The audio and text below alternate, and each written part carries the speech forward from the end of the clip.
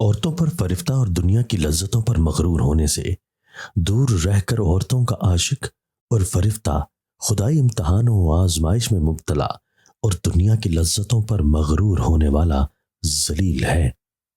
فضول اور لغو باتوں سے پرہیز کر کہ یہ تیرے چھپے عیب کو ظاہر کرتی ہے، لہٰذا اپنی زبان کو بند رکھو اور خاموشی اختیار کرو تاکہ تیرے عیب چھپے رہیں۔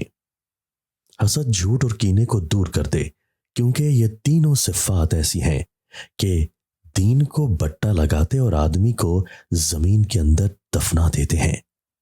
جو بندہ ایسی چیزوں کا خواستگار ہو کہ جن کا وہ مستحق نہیں ہوتا تو وہ محرومی کی سزا پاتا ہے۔ جو انسان احسان اور فضل کو کامل بنانا چاہتا ہے وہ مانگنے سے پہلے لوگوں کو عطا کر دے۔ جب کہیں بربادی فساد کا باعث ہو تو ایسے موقع پر درگزر کرنا عاجزی اور کمزوری کا ذریعہ ہے۔ جب عقل مند آدمی بوڑھا ہوتا ہے تو اس کی عقل جوان ہوتی ہے۔ اپنے ہر کام میں ایک سمجھدار اور عقل مند بزرگ سے مشورہ طلب کرتا رہے تاکہ تو ہر قسم کے دھوکے اور ندامت سے بچ جائے۔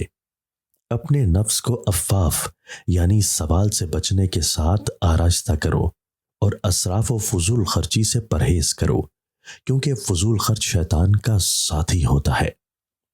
جس چیز کے طریقے سے نہ واقف ہو اس کی حقیقت تجھے معلوم نہ ہو، اس میں کلام کرنے سے برکنار ہو جاؤ کہ تیری بات تیری عقل بتلاتی ہے۔ بہت سے لوگ ایسے ہیں کہ آدمی ان کو ملامت کرتے ہیں حالانکہ ان میں کوئی قصور نہیں ہوتا۔ بہت سے فقیر مالداروں سے بھی زیادہ غنی اور لاپرواہ ہوتے ہیں۔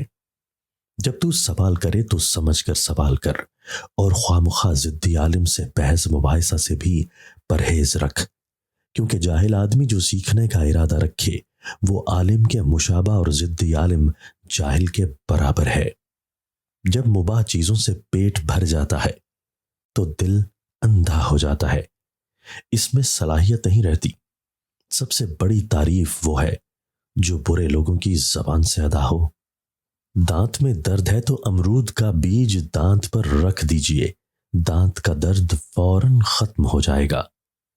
اے مومن، تیرا حق کی طرف لوٹ کر آنا باطل میں ترقی کرنے سے زیادہ بہتر ہے۔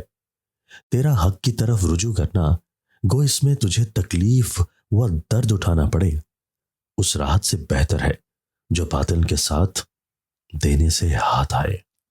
ایسے علم کے لیے زمین و آسمان ایک کر دینا جس سے تمہیں کوئی فائدہ حاصل نہ ہو، ایسے ہیں جیسے پانی کو چھاننا